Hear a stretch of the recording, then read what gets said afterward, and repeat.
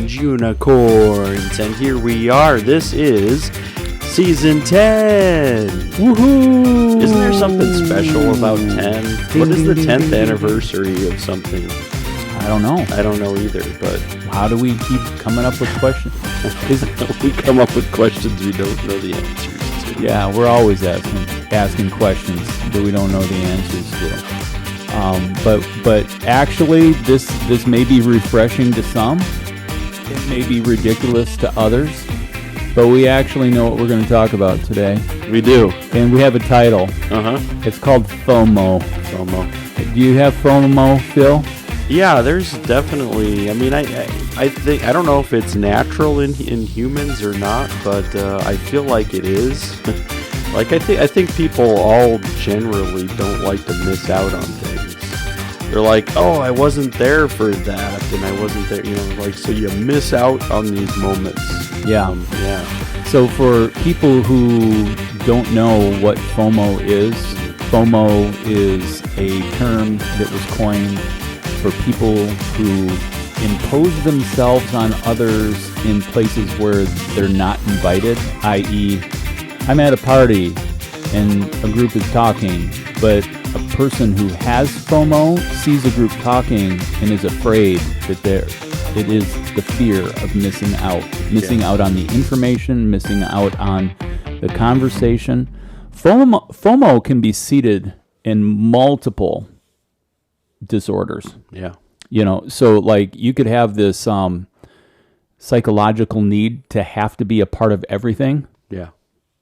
I'm not sure that that's humanly possible. No, it's not, but it doesn't mean that you don't have it in you. You're like, I need to be a part of this. Yeah, don't make me miss out on this. Yeah, that kind of thing. Yeah. And then there's the skeptical version of FOMO, where like, hey, I need to be a part of this because I can't really believe that these people who are together and a part of something are actually like being a part of something from a good core. Yeah. They're like almost, very skeptical that without their being a part of it, that these people couldn't be steered in a good direction versus, then there's the from the seat of the paranoid. Yeah. I need to be a part of this because if I'm not, they're probably talking about me. Yeah. They're doing, or they're going to sneak something past me. Yes. Or they're going to do something that I'm not going to, okay. Gatekeeper FOMO. Right. And there's the control and power structure, right? So I'm not a part of that, and I really like to be. Yeah. Fear of missing out. Fear of missing out. That's the title. Yep. And I think we've gone 9 seasons and never within the first 5 minutes declared our title. I don't think so. We've usually gone through the episode and then we're like, hey, what are we going to call that? Exactly. Which we could say that maybe we suffer from the fear of showing up. Maybe. That's FOSU. FOSU. We're just going to make up our own. Do you have FOMO or FOSU? FOSU. Hey, so I figured out 10. 10 is tin or aluminum. Can you say it like the British or the Australians? No. Okay. Can you? No, I stumble. It's aluminium or... Oh, yeah, like they would do schedule, like for schedule. Schedule. Oh. Like, yeah. So this is our 10 season, tin season, or aluminum season. So, what do we do for the tin season of 10? Well, I'm not familiar with the movie Rin Tin Tin. Yeah. But that's a tin. And aluminum. Aluminum. I like aluminum foil. Now, that is what we could do. Yeah.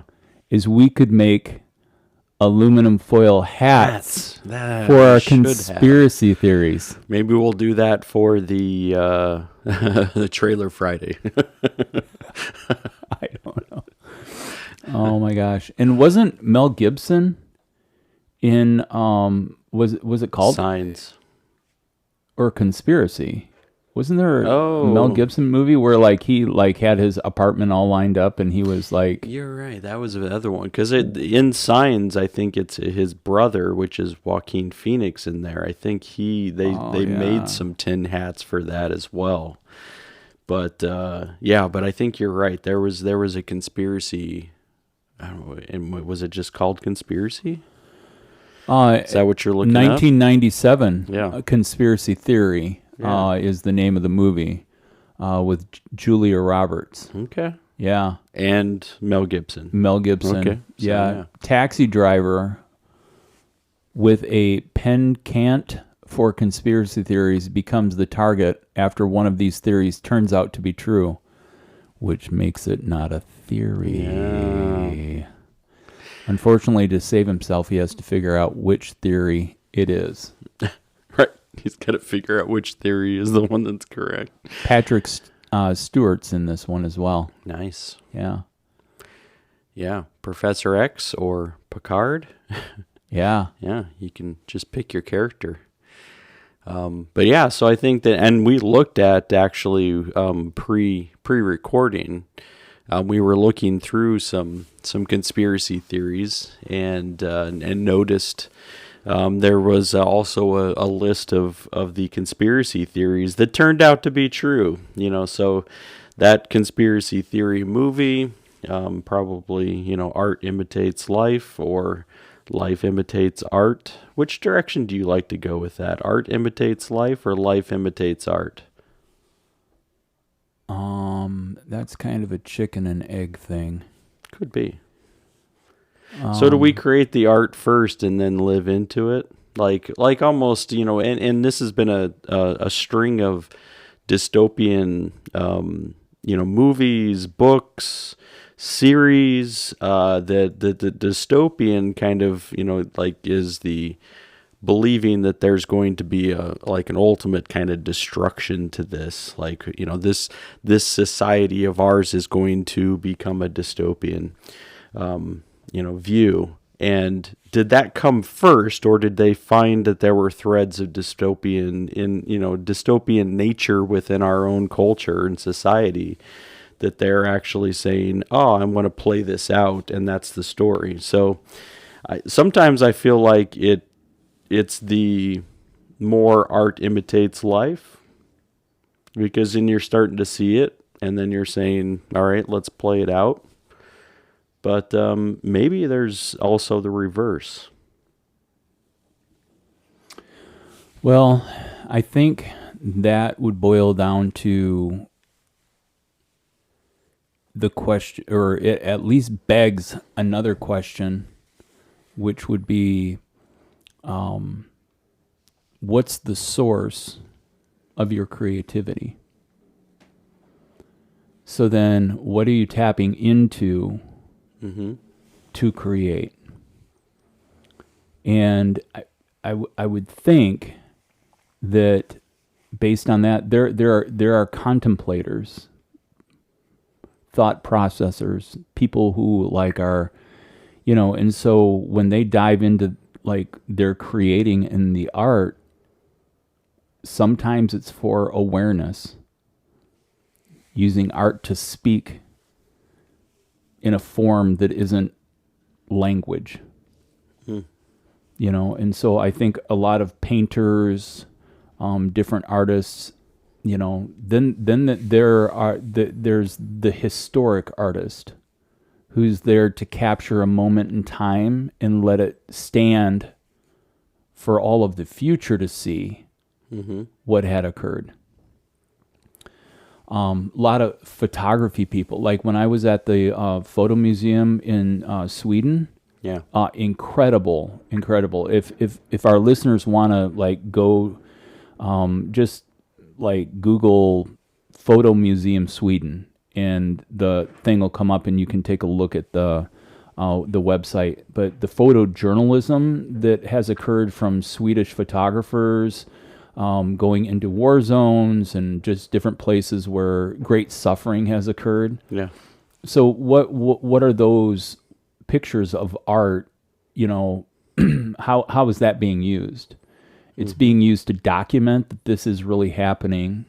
It's being used to capture the emotional tension of what's taking place, and it's there as a historic record. So that's another place where art can be sourced from.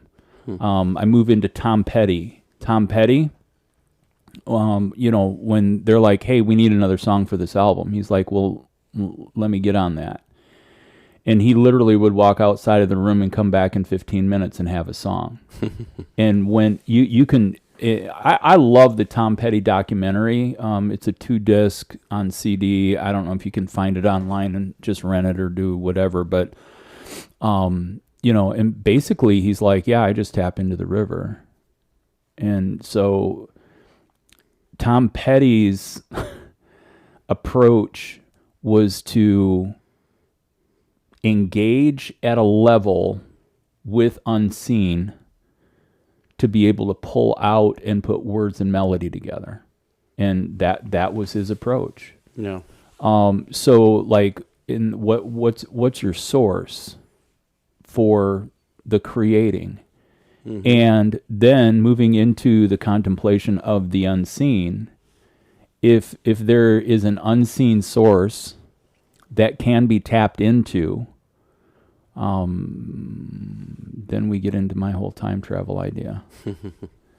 Because, like if you look at, as we talked about in the last episode, the apocalyptic drift of humanity towards this impending doom, as well as the need emotionally for a sooner rescue. Yeah. So, come Lord Jesus quickly, right? So there's an apocalyptic doom, there's oppression, there's all of these quote unquote acts against humanity, by nature and by other people. Yeah. And then there's the cry of the heart of, get me out of here. Get me out of here quick. Right. And the best way I know how to do that without dying is that Jesus comes and gets me. So, and yet, if the information about how bad it is going to get is known by an all-knowing, omnipresent, the eternality, of this unseen power, then in that, how can we rule out that there is a way for that information to be given? I think of what is the one where the dude loses his mind because he's so smart, movie. You mean like Beautiful Mind? Yeah, Beautiful Mind. I've just been going through in my mind the idea of how like, not to pigeonhole anyone, but like, typically brilliant people are so consumed with what they are thinking about, they're not necessarily good with interfacing with other people. Yeah, right. The social aspect of Yeah. conversation. Or just awareness of others' needs, or, just a present interaction. Yeah. Like, we all have things that come up that take our mind off our present. But, so then in that brilliance, incredible things have been sourced from. Yeah. As well as very terrible, horrible things have been sourced from brilliant minds. And so, then is brilliance really about like how smart you are, or does it bring you to a place of how sick you are? Now, everybody, see, I'm like just like scribbling on all the lines right now because none of this is politically correct to say. But when people have mind, like, I don't know, it just comes back to that wholeness conversation of, is it important to you or for you that you are the most brilliant person at the table? I mean, there's people who go to schools and that, like, for them, they have to be the smartest person in the classroom. Right. And so, all right, what did my old boss say? He was like, hey, so do you think that according to your intelligence, you're above average? And I'm like, well, I'd like to think so. He's like, yeah, just remember, 49% of the people think they are, but they're not. So going back to, I mean, that was a big dump. Yeah, but right but I would just you process it. Yeah, that's what I'm going to go and that's what I'm attempting. So when you're looking at what I was hearing in parts and pieces was like, what are you surrounded with is also going to be a direction of, like, even what you said, a source of your creativity, right? So, like, what you're putting out there is also going to be like, what are you surrounding yourself with? So, I mean, again, if we go back to where I think where I started with, like, kind of the somewhat the dystopian art that became, books and then television shows or movies. Yeah. Were they surrounding themselves with a sense of gloom and doom, which then fed into their art, into their creativity of, like, creating these dystopian outlooks, on our culture, society, that could get played out? Is it because of what they were surrounded with that then says this is where you're carrying it out to? Yeah. Because that would make sense then with, as we're talking, conspiracy theories, is that these things, you start to be surrounded by other people who are also conspiracy theorists, or other people who are saying, oh, well, that makes sense because I saw a thread here, or I'm reading into something here. What do you guys think? And now you're surrounded by everyone who's saying, yeah, like, this is a good thread. This might be the truth. And then from that comes the whatever pictures that you're trying to be able to paint. Well, and so there's the part of does the belief of what you believe is going to happen, is that belief something that paralyzes you into that all the things around you have to feed into this system of, but we're talking about the fear of missing out. And so in being afraid of missing out, what are you missing out on? A lot of conspiracy theories are based around the lack of information being given. Yeah. And so people gathering together to say, this information is being held back from me, then moves into this fear of, I'm missing out on the truth. I'm missing out on all the truth. I'm missing out. And then it begs the question, what is really truth? And we have an episode, probably 4 or 5 episodes back. You can take a look at it, and we deal with relative, perceived, and, as far as truth is concerned. Yeah. Very interestingly, I threw in dystopian definition to take a look for this. And as a general high-level overview, there's 4 different types of dystopias that the 20th century gave us. So most would recognize this name, Orwellian. George Orwell, 1985. 1985, yeah. The year I graduated. Right. Yeah. Huxleyan. Yeah, from Huxley. Yeah. Kaseki? I don't know. I'm not sure about that one. And Phil Dickian. So Phil Dick. Right. Yeah. I mean, like, there's some really good, like, if you're into science fiction Right. and into Right. Phil Dick is huge. Mm-hmm. Yeah. Mm-hmm. So, anyway. YouTube will have fun with that one. Oh, yeah. Huge. An imagined world or society in which people lead wretched, dehumanized, and fearful lives. Dystopian. Yeah. Relating to a very bad or unfair society in which there is a lot of suffering, and especially an imagery society in the future or description. As bad as can be, characterized by human misery. Speculated community or society that is undesirable or frightening. So feeding into the whole part of whether it's characterized by human misery as squalor, oppression, disease, or overcrowding.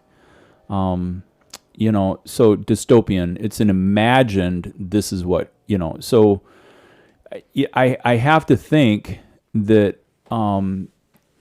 Orwell was probably the great-grandfather of dystopian culture writing and things. And so then that moves through the ages of the 20th century, and Phil Dick is probably one of the most recent, but that's not to exclude that there are other people who will take it even further.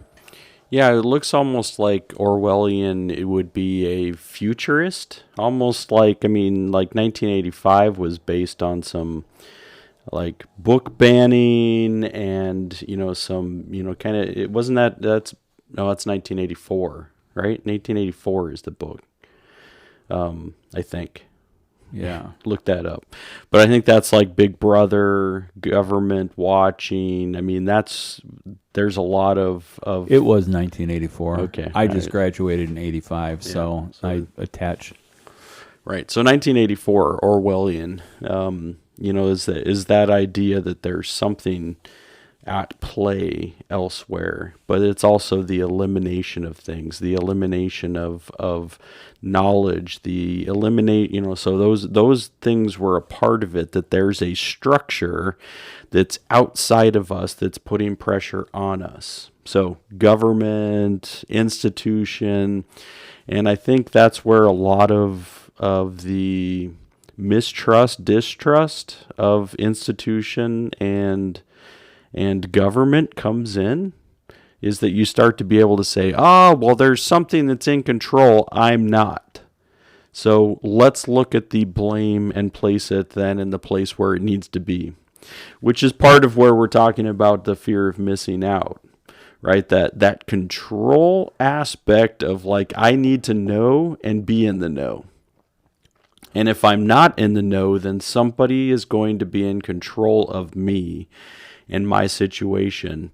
And then we took that and we turn it and we say, just like the Orwellian theories would say, here, I'm going to play this out for you because I have no control over me now. My situation, my destiny, as some people would say. Yeah. George was not born George Orwell. He was born Eric Arthur Blair. Mm-hmm. I'm sharing this so that if people are in a trivia night, that they can use that information. So Orwell was a stage name. Well, and actually there was his writing career as George Orwell. It was a name inspired by a favorite location, the River Orwell. So I wish my brother George was here. I think that's a quote from Looney Tunes. Yeah. Yeah. Yeah. And so that's what we're bringing up as far as the topic of, like, maybe one of the things that we should ask ourselves when we're gripped by anxiety or fear concerning any current situation that we may be looking at. Mm-hmm. A question that we should ask ourselves is how is this playing out? How am I getting there? Mm-hmm. I was quoting my old boss before, and he's like, "Hey, Steve, 99.5% of the time things work out." And then my other buddy from the Davenport area, he told me it works out all the time. It just doesn't all the time work out the way you want it to. Like everything's going to get worked out. It's going to get worked out. Yeah, but that's, I think in what plays into that mindset, because there are people, we would say pessimists or optimists, and usually the optimist would say, I'm a realist. But, like, I think that mindset is also what we're surrounded with. I think the pessimist would too. Yeah. The pessimist is like, no, really, I'm just looking at this, how this really could work out. Yeah. Yeah. I mean, because some people are looking at their life and they're saying things haven't worked out, which means, like, where's the blame lie? And, a lot of times we don't want to look at self-blame. We want to say something outside of my control has caused this to occur. And so there's, something in power that is causing me to be crushed. Well, and going back even further into George Orwell's writings were based on the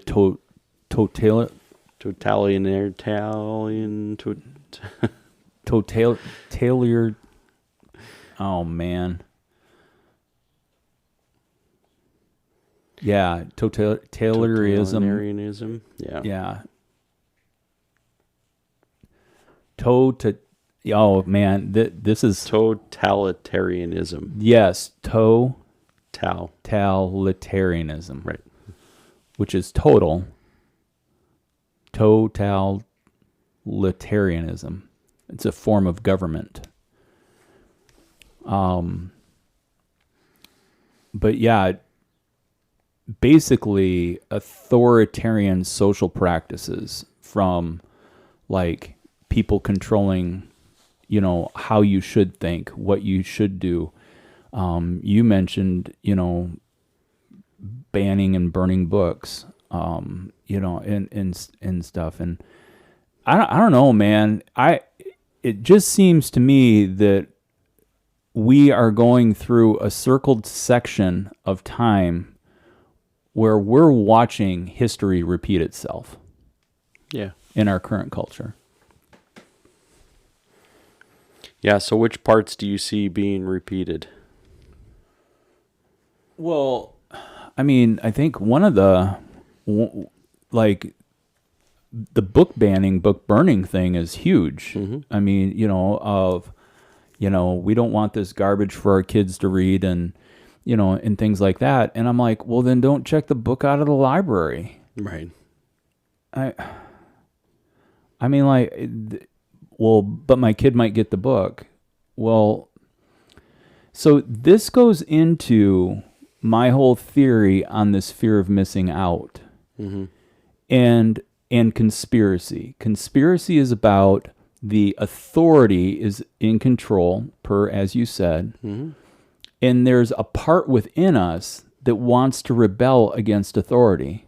Yeah. Another favorite quote of mine, Penny Sincock said to her husband, hey, being a rebel's cool, but being a rebel for the sake of being a rebel isn't. Like, kick against the authority where there is oppression. Kick against the authority when there's negligence. Kick against authority when it's like its power and regime is oppressive. There's great cause. But don't just kick against authority just to kick against authority. Yeah. I fought the law and the law won. I mean. Yeah. But I think it's also recognizing that as a rebel, when you kick against something, like, it also could get you killed.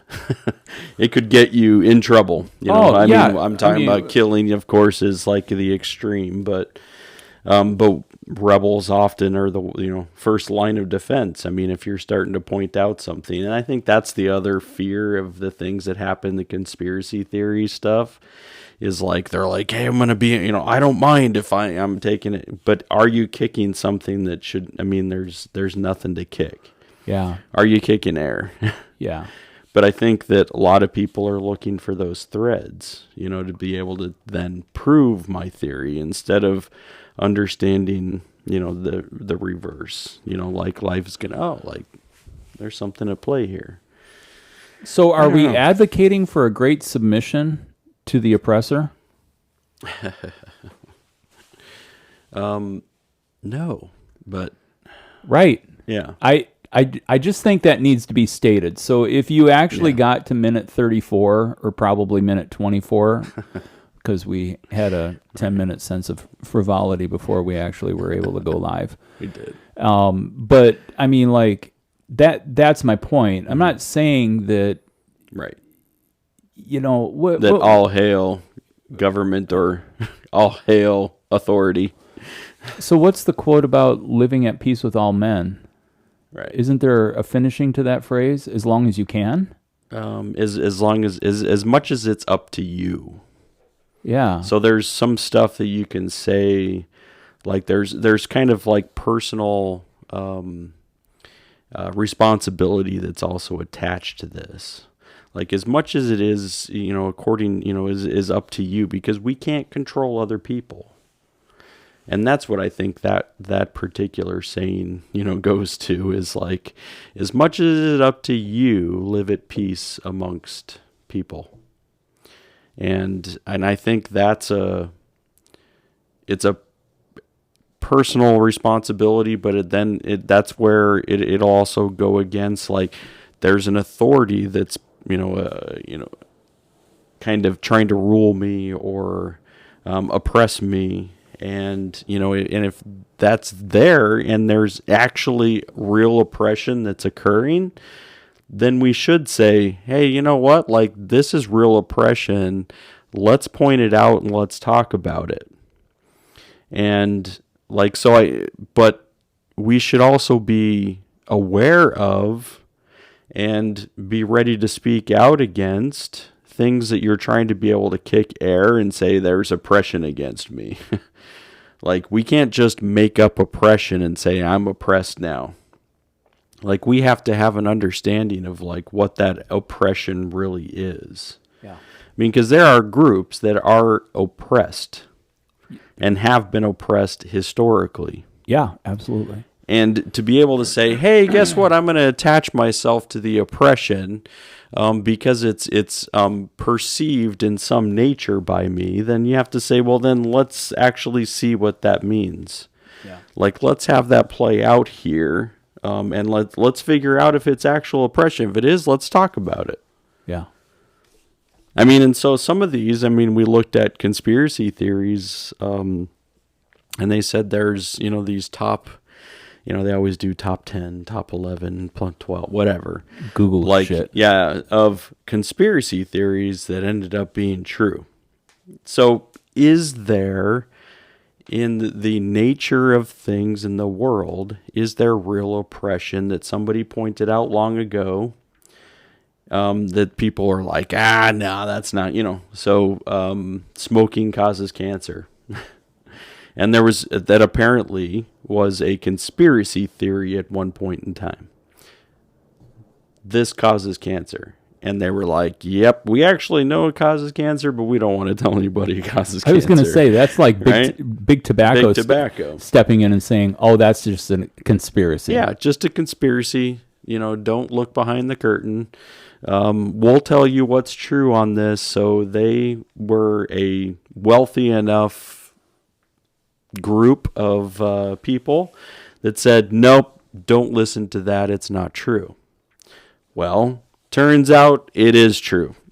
Right. And there were threads enough to be able to see that, yes, this is a direct consequence. This cancer has come from this. Yep. And there was ties to it. There's research that was then done because of it. Yep, this is true. Not a conspiracy theory. anymore. Right. And I think that that's the part then that a discerning individual would be wanting to weigh, what do I believe is true? Where is there room for, is this really true? Or in me, do I have to attach myself to a group of people who think like I think because we really feel that we're afraid that we are being left out concerning, the information that's being shared. Yeah. I mean, and as we've talked about UFOs and UAPs, that has been one of the things that has consistently come out is, that there's this information that's being withheld. And so then within us, we leap at the opportunity of, well, I believe in X-Files. The truth is out there, and so, can you find the truth? What parts, how does this all fit together? But I'm going to go back to the authoritarianism. Yeah. And, so my question is that how do we, as we look internally, how do we identify, am I fighting this because of an authority over me? For instance, I've shared this little fable before. It's a true life story. When I was 15 or 16, the state of Michigan passed a law that you had to wear a seatbelt. And my attitude was one of rebellion. And I was like, screw this. I'm not wearing a seatbelt. Seatbelt ticket 1. Screw this. I'm not wearing a seatbelt. Seatbelt ticket 2. Screw this. I'm not wearing a seatbelt. Seatbelt ticket 5. And those tickets weren't cheap. $25, $35, $45, $55. I mean, I think what ended up happening is they kept raising the fines to try to find a point where people would actually pay, start wearing the seatbelt because the cost of the ticket was so great that you wouldn't want to get it. Yeah. But, the reality is that I mean, I'm pretty sure in Chicagoland, cell phone use has to be hands-free. Mm-hmm. I think that's the law. I think so too. Yeah. I get behind drivers who don't know about that law. Me too. But I'm not going on an old man rant right now, okay? So we're just going to leave that alone, put that duck back on the shelf. But and at what point are certain laws of the land parts where, I'm like, if, and so then there comes the prophetic, where people who are seeing things moving down the road, they're like, well, look at what's been taken from us. Mm-hmm. What's the, they never give back after they take. Right. So they're just going to take more and take more and take more and take more. And so then, and that's why when you live in Texas or Florida, you don't pay state taxes. Right. But in Chicago, pay a lot. We pay a lot of taxes. But in reality, living here is a choice. Mm-hmm. And so I don't have to conform to that law if I choose to live somewhere else. Yeah, so that rebellion against authority, I think it's a threat. It's a theme. It's definitely a threat, right? Yeah. I mean, we were talking about it prior to recording as well about some of the top conspiracy theories right now. A lot of it is this distrust in authority. There's something bigger that has, and it's saying, I don't trust them. I don't trust that they're making the best decision for me. and they have the power and the control. And this is the fun part about these other conspiracy theories, is that sometimes it's not just government related, like our United States government, but then it becomes, there's we talk about Illuminati, we talk about the New World Order, we talk, these are all it's out there somewhere, we don't even know what it consists of, people. So it's the Hollywood elite. It is the Democratic government. It's the, there's these groups and even segments of people who are sitting elsewhere, not just government, but now we're talking about groups of people who have these power structures like an Illuminati or New World Order that has a different group of panel. So it's this same idea. There's somebody else who's sitting there. And even if the New World Order and the Illuminati, and if we say they're not real, but they've been made up over time, and it leads to that still. Do we really think? I don't know. The Illuminati. Does anyone think the Illuminati's not real? I don't know. That'd be interesting to hear from you folks. Yeah. Is there anyone out there who believes that the Illuminati is its own conspiracy? I would tend to believe. I mean, I guess secret societies always are going to have some. They're going to have some illusion of conspiracy, right? Because even if you're because they are a secret society, even if they're kind of a known secret society, the Knights Templar, there's conspiracy that's surrounding them, Freemasons, yep. Right? So you pick any of these kind of secret orders, and even though there's we know people who are members of that secret society, so it's not necessarily secret anymore, but then there becomes a conspiracy thread that's around it. So I think if I don't get to be in there, right, goes back to our fear of missing out. I'm not a part of that secret society, or I'm not a part of that New World Order. I'm not a part of that Illuminati that sits over us. I want to know the inside. I want to know the scoop. I want to know the situation. I want to be a part of controlling the whole world. So we've missed that. And I think then if we say, I'll never be able to be a part of that, I'm not wealthy enough, I'm not influential enough, if you're looking at Hollywood elite, then therefore, I'm going to create the illusion that these people, that there's some evil behind them. Yeah. And there's the conspiracy theories that kind of run through that. Well, the reality is that there are, if you really want to, you can be a part of a secret society. We can make one.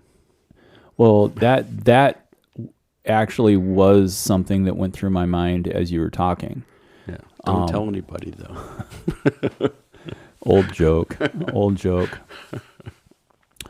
But I mean, and then when it comes to secret societies, I mean, the top list from across the web, the Illuminati, Ordo Templi Orientis, Hermetic Brotherhood of Light, Skull and Bones, Priority of Sion, Bohemian Club, the Ku Klux Klan.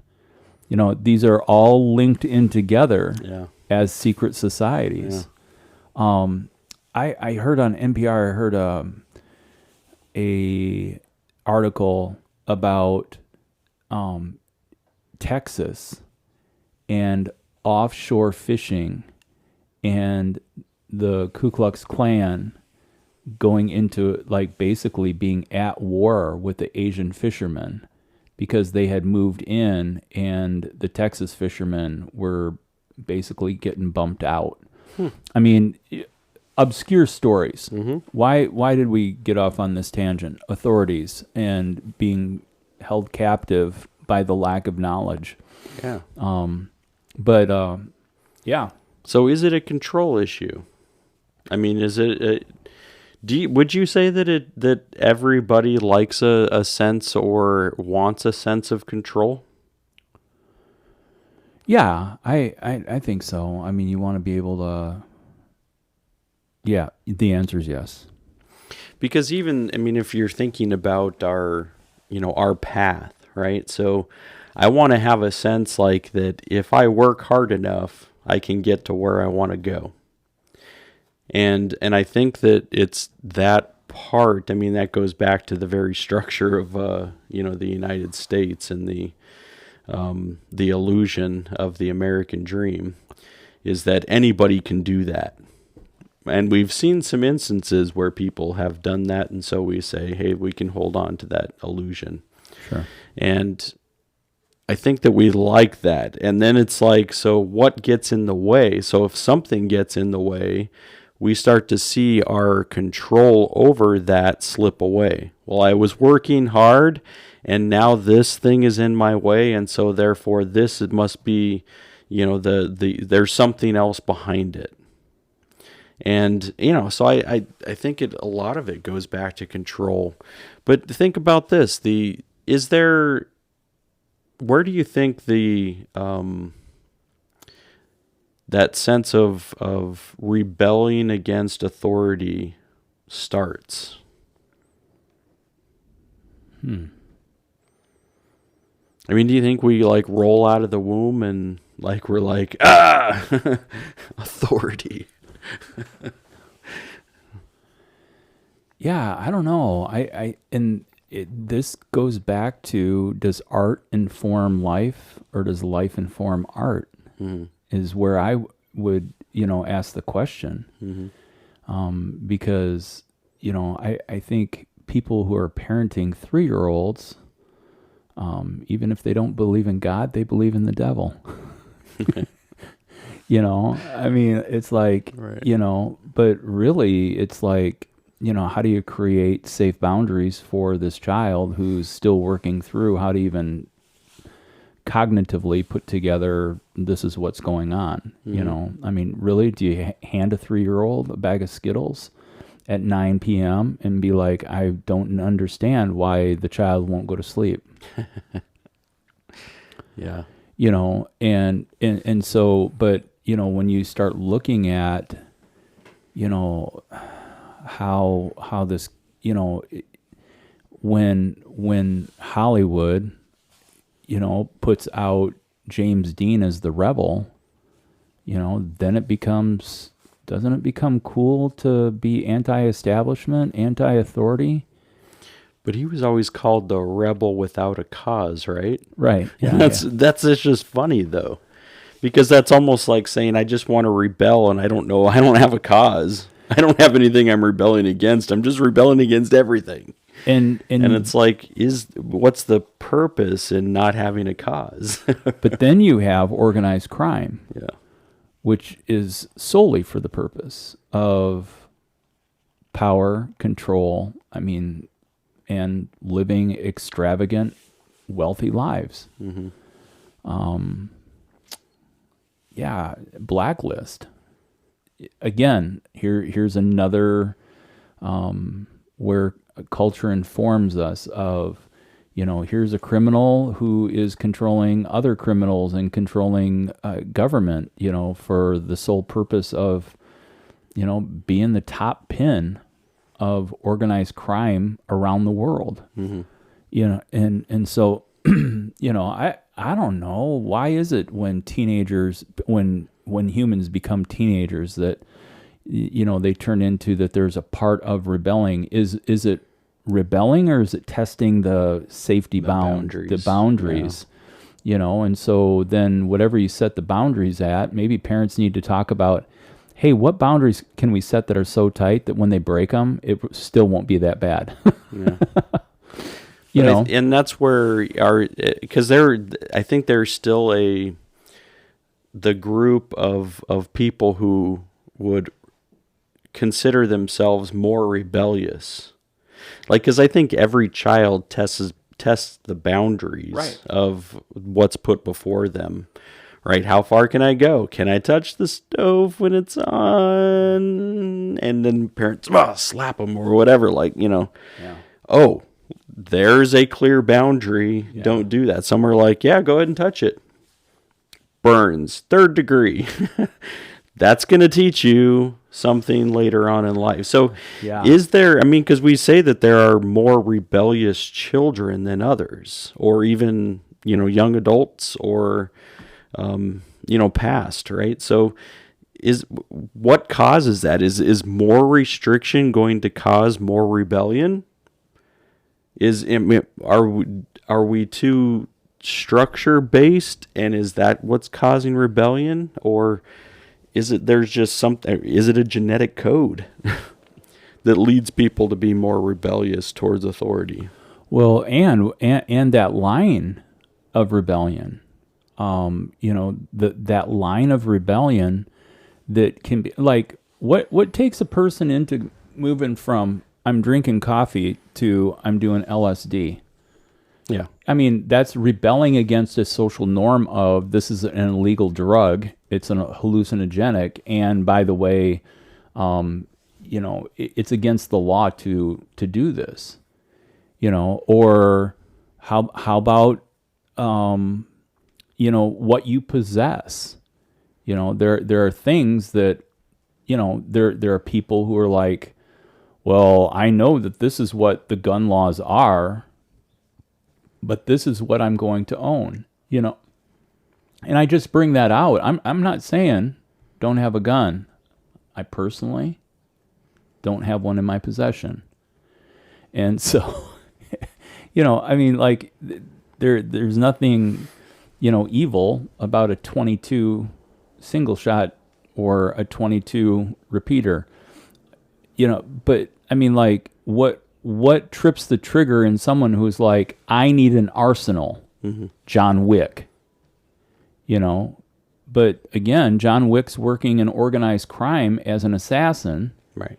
And, dude, I don't know what, and then there's, we talked about personality types, and it may depend on the personality type, on how people are bent on Right. on how they're perceiving what's going on. Yeah, because this apparently the Cleveland Clinic did some research on this, and they talked about everyone has some form of inner rebellious feelings or thoughts, or even carrying it out. But they said, but the experts call this feeling or need to rebel psychological reaction, I am assuming.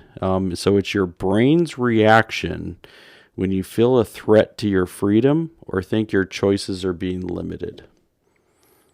And that goes back to then... That would make sense why somebody coming into Right. age of the transition from their body being adolescent to becoming more mature, moving towards adult, Right. that there's changes chemically going on, physically, chemically, all these changes. And so then the idea, and I think that ties into that whole part of, as we're both dads. Not only have we sired children, we've fathered children. And note that there is a difference between the two. Yeah. And the two don't have to be exclusive. But you can also father children that you haven't sired. And so in with that, we are authority figures. Yeah. And in that, we have set boundaries, rules, points of engagement, where we're like, yeah, this is how this needs to be, because children are in a season of formation. Yeah. And yet, even with the threat of rebellion that we have within us, then you get faced with creating a system or a scenario where then the children are rebelling against you. Yeah. Man, you live through it. I mean, Well, I think back to like a simple one like bedtime, right? So we had a whole, as we called it, bedtime routine. So whether it was bath or shower, reading, storytelling, whatever it might be, and then the light's going to go off, right? It's bedtime. So early on, not a problem. Kids like the structure. They said, we know what we're following. We like to do this. But then more socialization occurs. Hey, so I'm in junior high, high school.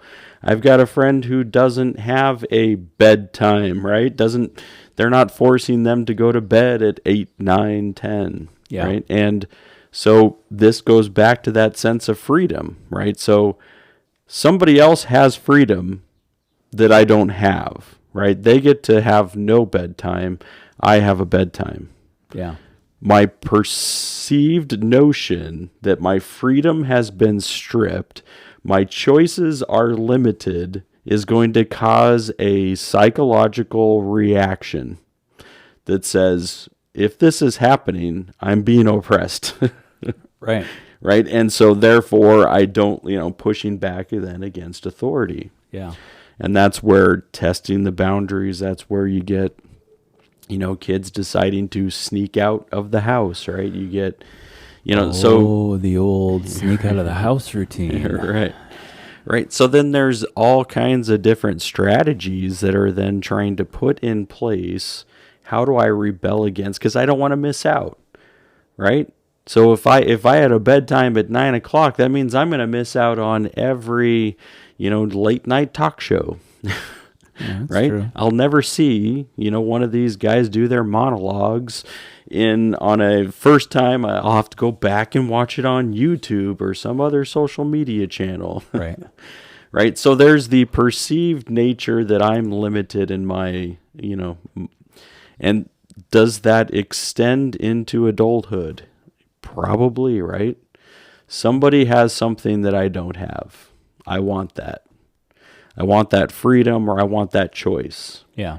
And, and so, now when you think or consider it, you're like, bedtime as an adult, like, yes, there's more choices, but you're like, hey, you know what? I'm going to go to bed at 10 o'clock, or I'm going to go to bed at 11 o'clock. So there's still like, once we get to decide, then that's good. Yeah. But if somebody's telling me, don't like it.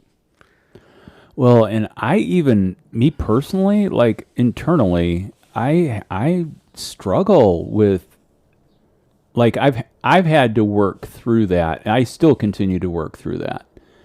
I don't mind doing work. I don't mind having to do things that I'm not necessarily interested in doing if I get to pick it. But when somebody's picking it for me, then I'm just like mumble, mumble, grumble, grumble, mumble, grumble, rah, rah, rah, rah, rah. And inside my head, all of the words that I use when I get tyrannical is, just, Right. But the choice is not up to you. But then you have to ask, the questions. For instance, if I got a call on Tuesday night and from, somebody, we'll say it's our building manager at Tabor Church. I get a text Tuesday night that says, hey, we've got this project. I really need to do this. Well, I probably had my Wednesday planned out. But when I know that there's a project and I'm like, check, for the next 6 weeks on Wednesdays, I'm going to work on this project. It is just totally different. And what's the difference about any of it? Nothing, except for how my rebellious streak wants to act out. Right. And usually in that, the anger that I have, it's not hurting the other people, it's hurting me. So that brings us to the part of when we recognize that it's this rebellious thread, how do we walk that back and, be able to consume the imposition, take a look at what's going on, in regards to that. But it just still goes that, to your point, and like, how is our society built, and how it's been built, and what's really the perceived freedoms that we have been promised or we're not really promised, and how does that go together when we are looking at that there are people groups that have greater horrors posed against them. Yeah, so I think when we ended season 9, we talked about kind of the the apocalyptic nature of and a lot of it has been put in us. A lot of growing up, we looked at kind of the Christianity and that kind of stuff, and so because of that, there's a lot of things that we have a slant towards the apocalyptic. I think it's the same thing with rebellion, because we're told a lot like the nature of our country when it was started out of rebellion. And if we're starting this place, like we're going to start a country out of rebellion, it's almost like we're running to something instead of, or running, we're running away from something instead of to something. But chicken and egg again. Right. You're. I mean, like, there's a part of where, as a nation, we carry within us generationally that the nation was born out of a rebellion, but the nation was also birthed through oppression. Yeah. And so, like, somebody's taking away our freedom. We don't like it. Our choices are being limited. We don't like it. So that's the part from rebellion. But then, what did we oppose? Impose. We imposed oppression on the people groups that were here. Yeah. To the point of where now Indian tribes have reservations, and it's sections of lands and rights given to them as retribution from this whole landmass that was taken from them. Right.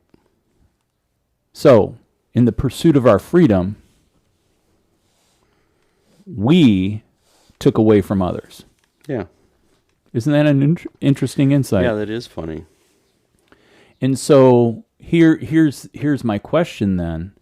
How does that play out in the act of that when we're living into our own rebellion? What oppression are we moving into on those around us? Right.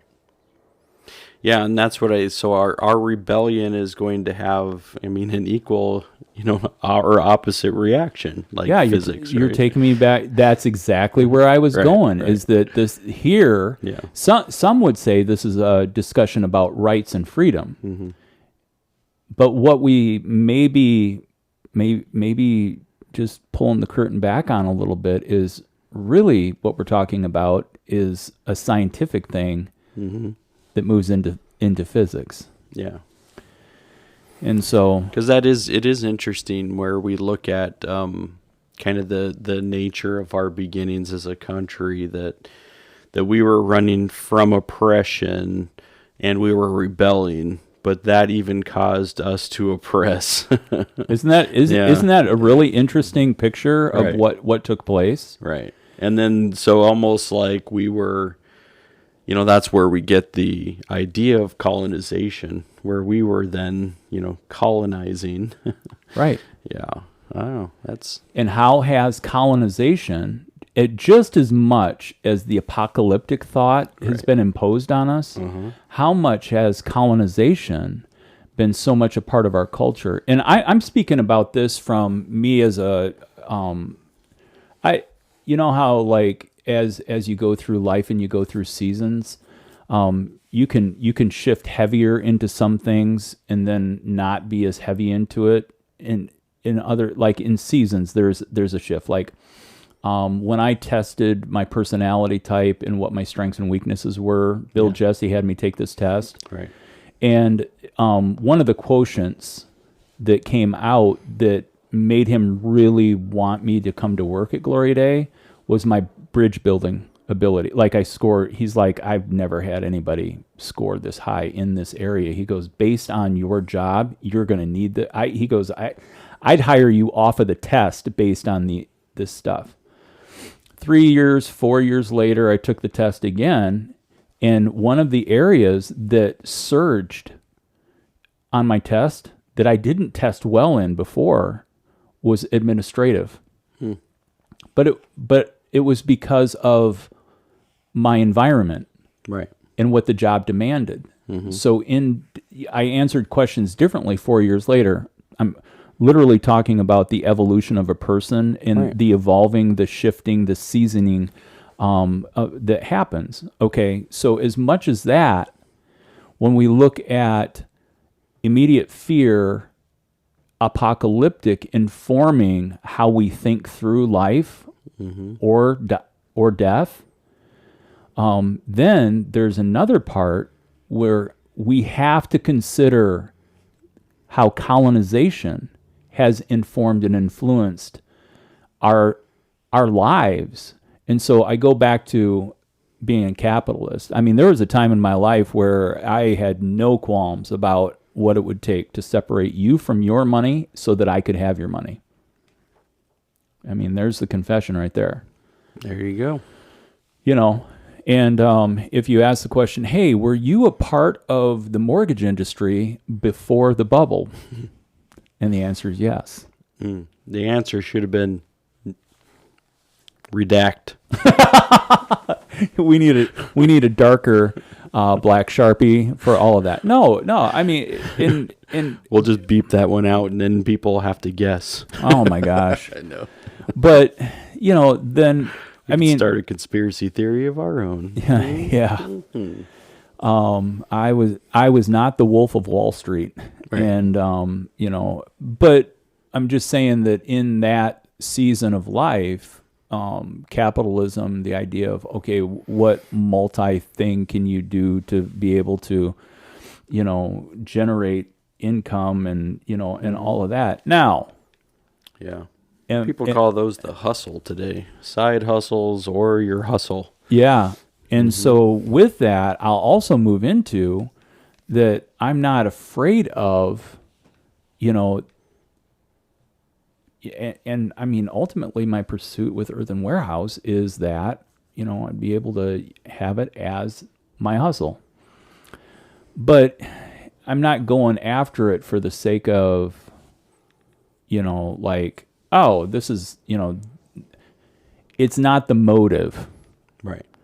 But when we talk about colonization, then I would speak into those who have a faith-based worldview and ask just this question, and the person has to answer it for themselves. Is your faith based on what you believe, what you hold to be sacred, or is your faith based on the colonization of others? Yeah. And so if the thing is the idea is to transform the whole world into what you believe, yeah. How is a Christian faith-based faith system different from the Muslim faith-based? And Christians at this point would be like, well, I'm not here to kill anyone. That's not my question. My question is, are you here to oppress?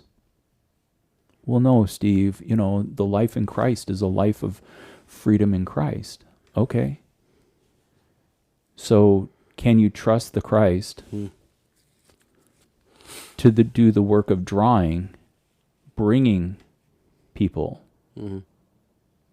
to the Christ's truth? Or do you live in fear that other people who may think differently than you, if they're not going to choose to be like you,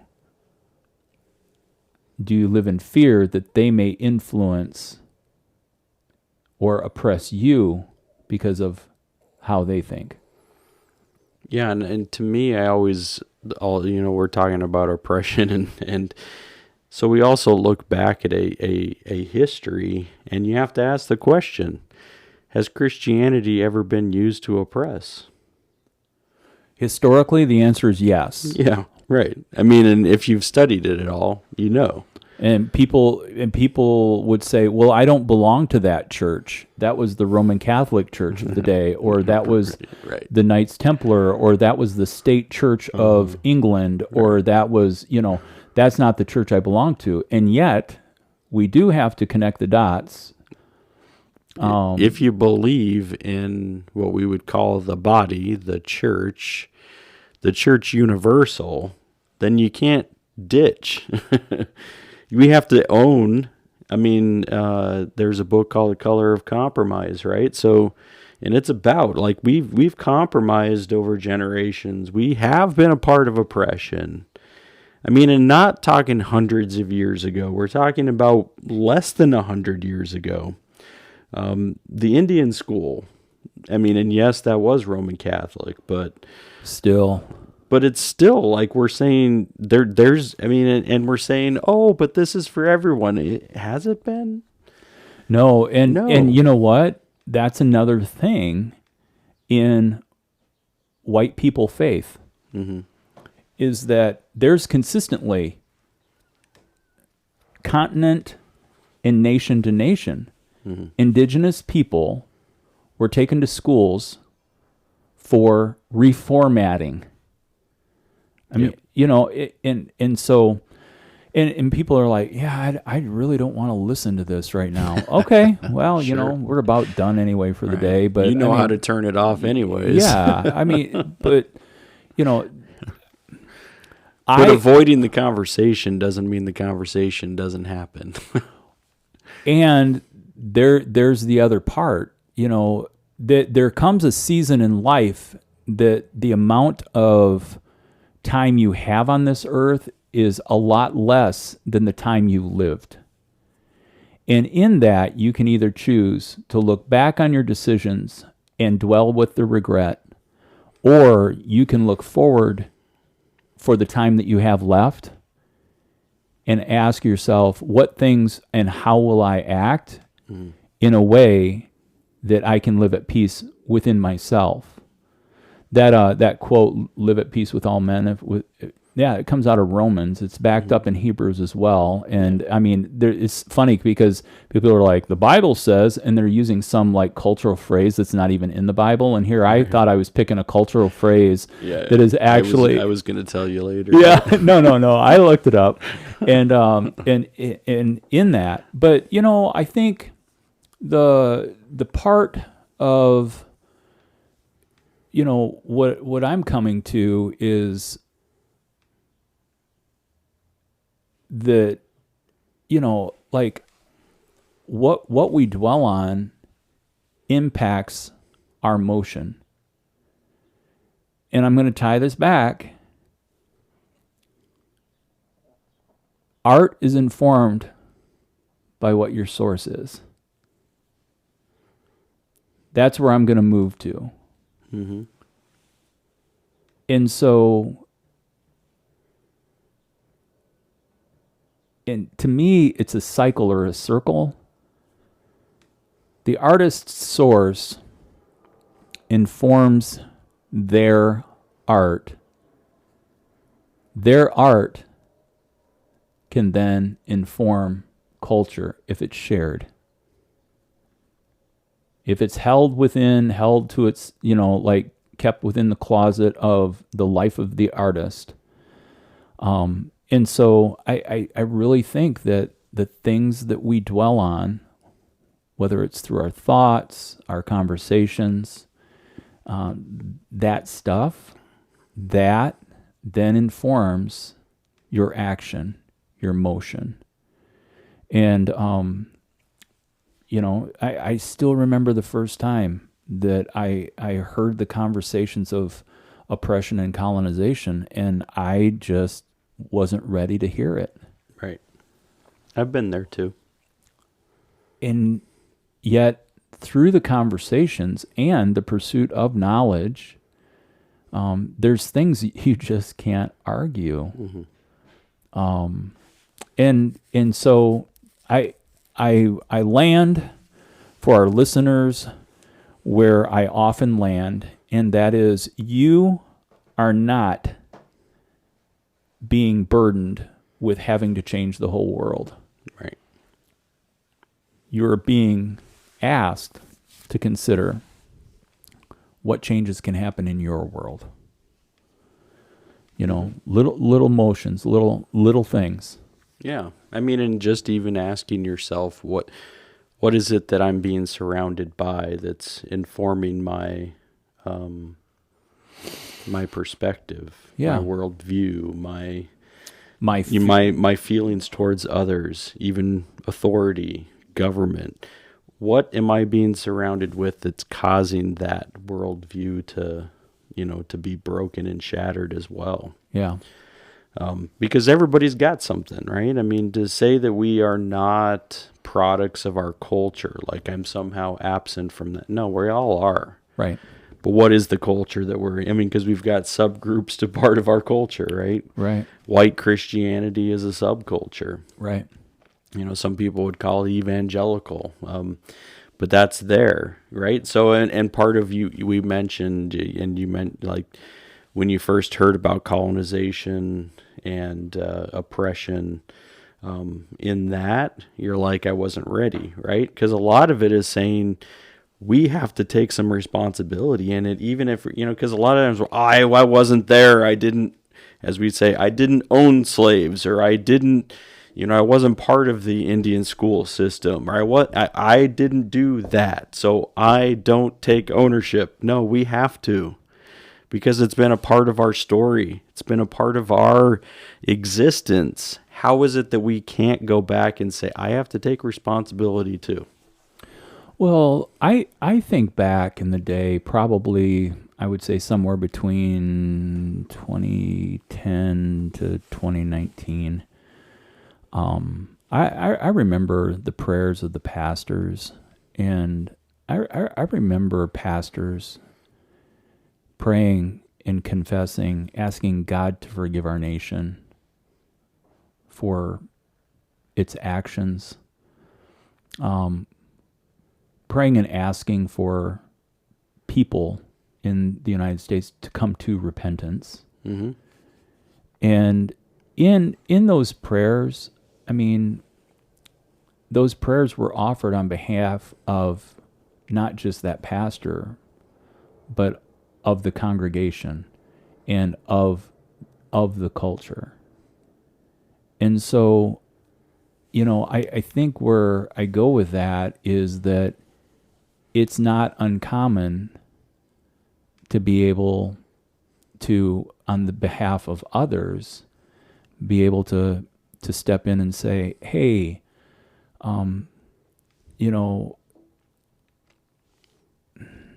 whether it's to other people groups or whether it's to a personal friend, I see people moving in motion.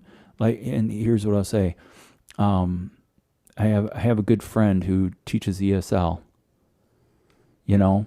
She does that, and as she does that, that's her motion of, I'm not here to oppress you. Mm-hmm. Here's an opportunity. Yeah, sure, you may be able to get a job and clean toilets, or make beds, or mop floors, or whatever. But no, let's tear down a barrier to how your life could move in motion. That's an act of reconciliation, and it looks, like there's so many different ways that can look. So don't discount that when your motion is leading you into the lives of the oppressed. Don't discount how those small acts of kindness are actions that are making a difference, that is living. There's one thing to have the knowledge of. Okay, now then what do we do with it? That's where I'm saying, what are you dwelling on? Mm-hmm. Where's your motion? Because if I'm going to end up, because we talked about militia groups last time, if we're going to end up storing up for our own self-protection, then, I mean, this human race is going to become apocalyptic. Oh, yeah. That's for sure. Yeah, I don't know. Yeah. This whole episode's a mind bend. It is. I mean, because what we find is that, anytime when we're also dealing with control structures, that we also are feeling like less control. And when you feel like less control, then you're kind of just like, I mean, anything's possible when it's out of our control. Yeah. And it's like, so if we're spending our life just trying to be able to grasp at things to control, that can be a problem. Yeah. So don't take my jobs, don't take my guns, don't take my weed, don't take my narcotics, don't take my fill in the blank. Like, that's somebody else's control and I want it back. Yeah. So let me control it. Let me control me. And usually that doesn't always work out either. Well, so the fear of missing out. FOMO. FOSU. Right. That's it. So, what are you trying to control today? Yeah. I always, people would describe me in my earlier years of leading worship as a guy who was willing to go to the edge of the cliff and just jump. And, basically how that worked was that I was okay with creating chaos in everyone else's life, but I was not okay with other people creating chaos in mine. That's a good statement. So the spontaneity, yeah, where, I mean, we'd do a song and I'd be like, no, you just follow me. Well, where are you going? Well, I don't know, but when God leads me there, I'll take you there. Yeah. I'll take you there. And, and people just described it as, yeah, following Coble, leading worship is just like jumping off a cliff and, you hope that everybody packed their parachute. And Rob Ancom, session guitarist out of Des Moines, he said, it's been said of him, Rob is like a person playing guitar where he's falling down the steps, but he lands on his feet. And there's that sense. But I very easily, and I never felt bad about it. I'll fight with people. But, the pastor would come up to me and be like, hey, why don't you do this song? I'm like, no, not going to happen. Why? Because I don't want to learn that song. And I'm sure it got me. That was part of the reason I got fired from that job. But insubordination or being a rebel. But yeah. And then when other people, impose chaos, then it's like, I don't like this feeling. You're like, no. Oh, man. Yeah. So then that's just where, again, in evolution or in growing, then you're able to move into those places where it's like, I'm going to be cognizant of the chaos that I'm bringing to someone else's life. So I think it's almost identifying our rebellion and also trying to identify then the reaction, what it actually is causing. That your rebellion is not just going to affect you.